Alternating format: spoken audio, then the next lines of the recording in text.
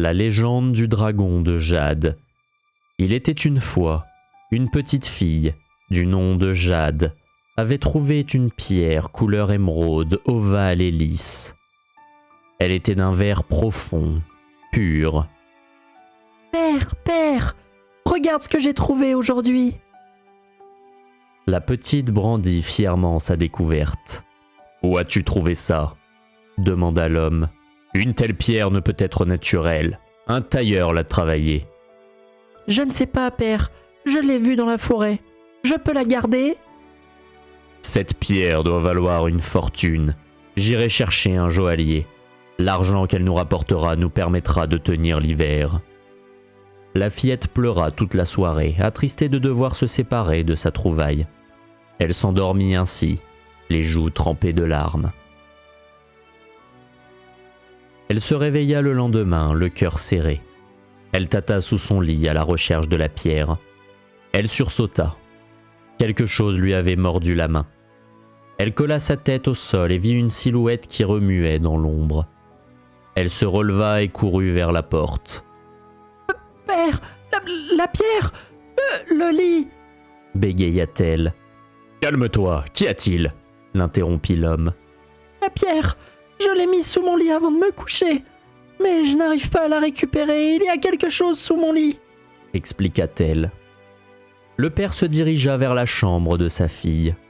Il plongea sous le lit et en sortit un petit être écailleux en grognant. Le lézard était d'un vert profond. Son regard était perçant. La pierre n'était plus sous le lit. « Qu'est-ce que c'est que ça ?» s'étonna le père. « C'est un dragon ! Je l'ai vu dans un livre !» s'enthousiasma la petite. Le père se renseigna sur la nature de cette créature et il s'agissait effectivement bien d'un dragon végétal. Il s'en débarrassa dans la forêt alentour au grand désarroi de sa fille. Mais cette dernière l'y chercha durant des jours jusqu'à enfin le retrouver.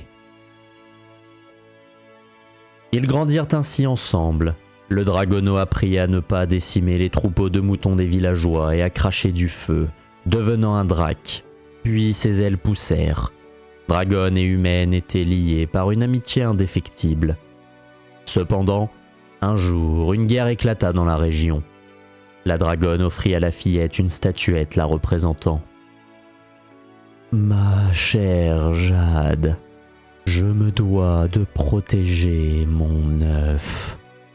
Ainsi, je vais me cacher au sud de Yellström jusqu'à ce que la guerre soit terminée. Je te confie ceci.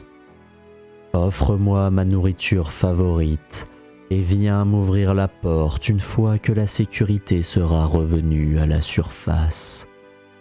Je compte sur toi. » La dragonne se scella ainsi sous la terre. La guerre se poursuivit de nombreuses années. La légende raconte que Jade n'est jamais venue libérer la dragonne de sa prison.